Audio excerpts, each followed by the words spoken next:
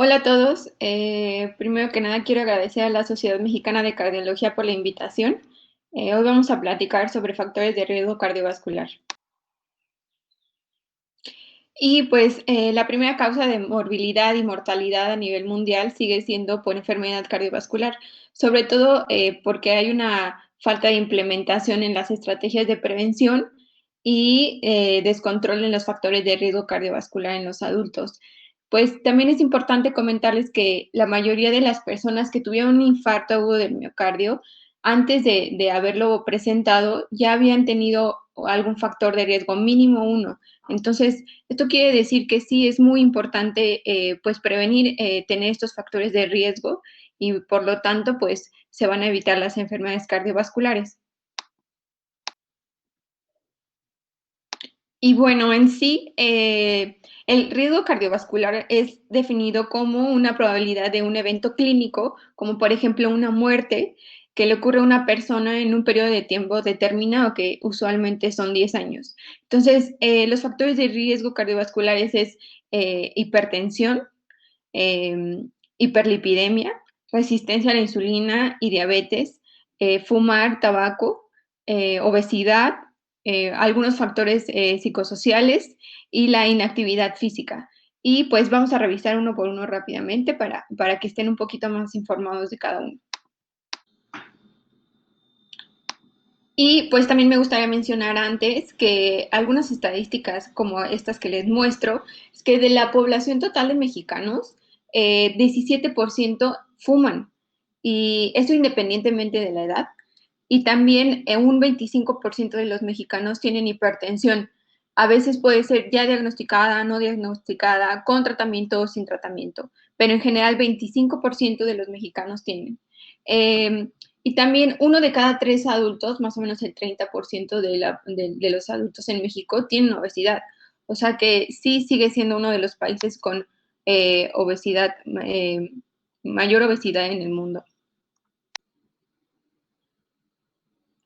Y pues el riesgo cardiovascular se debe estratificar. Existe bajo, moderado, alto y muy alto. Usualmente cuando ustedes van a su médico, el médico debe calcular el riesgo que tiene cada paciente y se debe estimar más o menos el riesgo para 10 años en relación a la edad, el género, tabaquismo, colesterol y presión arterial.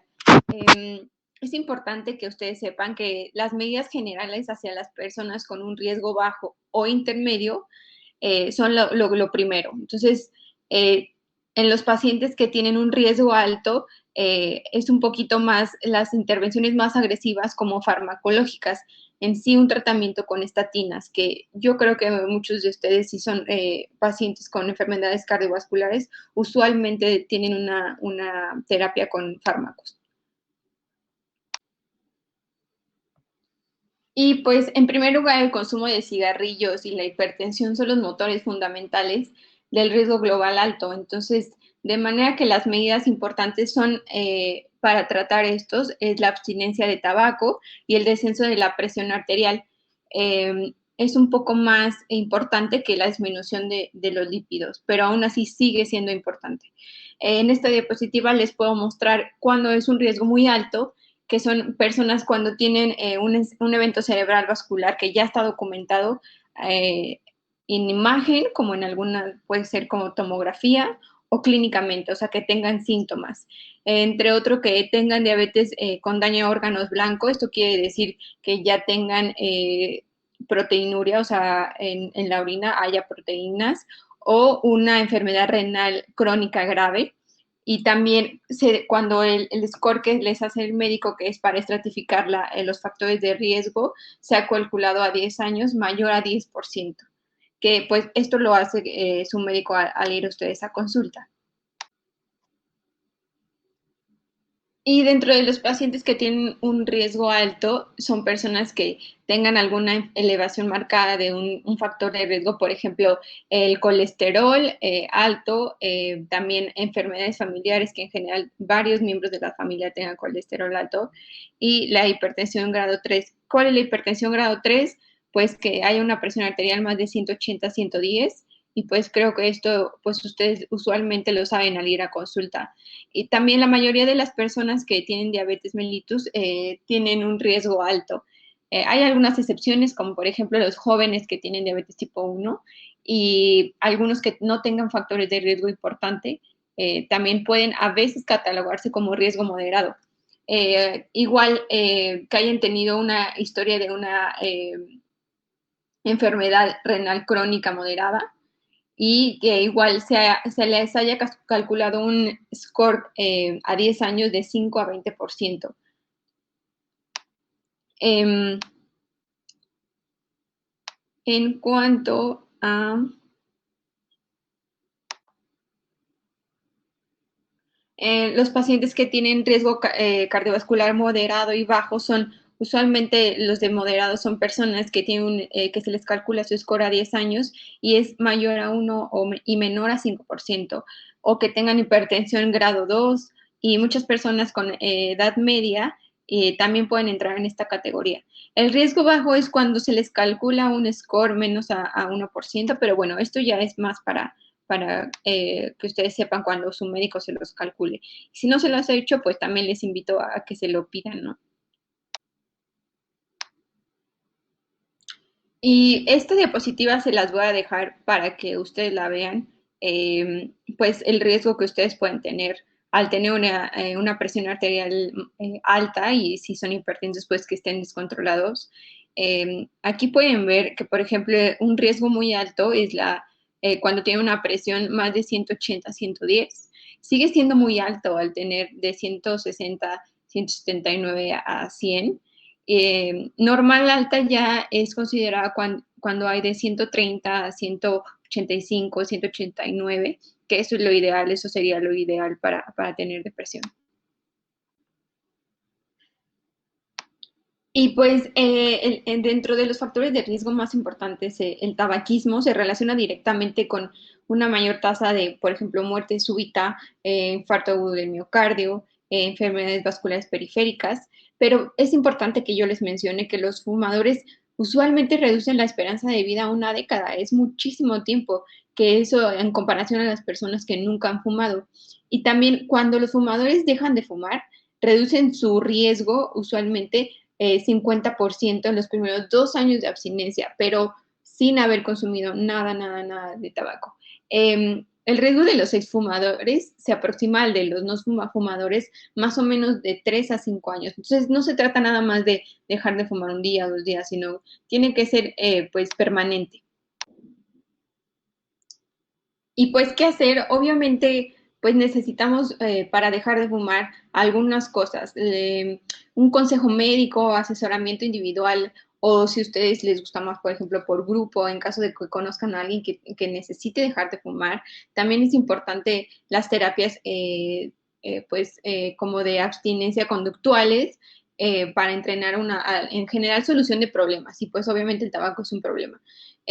También algunos productos de sustitución de nicotina se han comprobado que funcionan, como por ejemplo el parche, chicle y también la pastilla de nicotina. Entonces, es cierto que el riesgo cardiovascular elevado asociado a tabaco siempre desciende de manera significativa cuando se deja, por eso la insistencia en que se haga. Pero también la aparición de cáncer en los pulmones o de páncreas o de estómago usualmente persiste más tiempo, alrededor de una década. Entonces, es importante y los invito a que se atrevan a decidir cambiarlo y suspender el tabaco en caso de que pues ustedes sean consumidores. Y pues la hipertensión arterial sistémica usualmente se presenta conforme más edad haya. Entonces, esta diapositiva es lo que les pretendo mencionar. Es importante. Y pues existen varios tipos de lípidos. La hiperlipidemia se define como un aumento de algunos tipos de colesterol y descenso del colesterol bueno. Hay colesterol de lipoproteínas de baja densidad y de alta densidad y además de triglicéridos. Ahorita se los voy a explicar un poquito.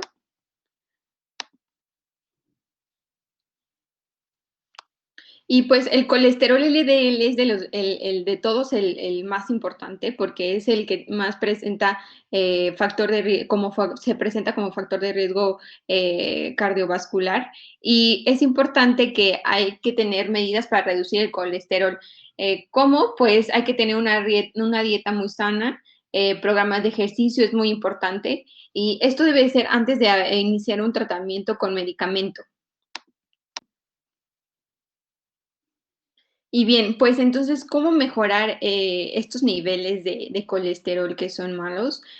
Pues con una restricción dietética, o sea, obviamente una alimentación saludable, ejercicio, baja de peso y también la indicación de algunos suplementos de ácidos grasos omega 3 está bien vista, enfocada a los triglicéridos.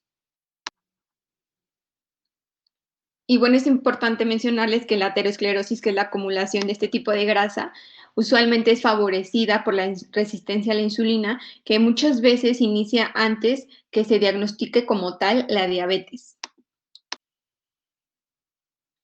Y la obesidad también es un factor importante.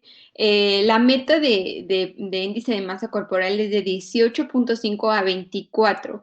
Esto se puede sacar como ustedes hacen su peso en kilogramos entre los metros que ustedes midan por dos. Entonces, la circunferencia abdominal debe de ser menos de 101 centímetros en hombres y menos de 89 en mujeres. Se recomienda una pérdida inicial de peso de 10% corporal en 6 meses. Entonces, también en cuanto a la actividad física, que es un factor muy importante para reducir el riesgo, la meta es caminar de 30 minutos 5 a 7 días por semana para disminuir el riesgo 1.5 veces, que es una buena cantidad. Y pues también, ¿qué hacer en cuanto a la dieta saludable? Es importante que pues consumamos frutas, verduras, nueces, granos, proteínas. Hay que evitar el consumo de carnes rojas, carbohidratos refinados como por ejemplo las galletas, evitar el consumo de bebidas endulzadas como refresco, usualmente los que tienen gas tienen mucho azúcar. Y en pacientes que tengan obesidad hay que tener una asesoría. Es muy importante que acudan al médico para que les indique una restricción calórica. Esto a veces es importante que sea con un equipo integral, o sea, nutriólogos, psicólogos, puede ser. Y pues, ¿qué es lo más importante dentro de este tema de factores de riesgo cardiovascular? Que ustedes sepan que hay que tener una prevención. Antes de que se presenten lesiones en los órganos o enfermedades clínicas ya, o sea, ya con síntomas de, por ejemplo, un infarto, una insuficiencia cardíaca, antes de que haya un evento de este tipo, hay que tener una prevención primaria. ¿Qué es? Pues tomar medidas en la obesidad, tabaco,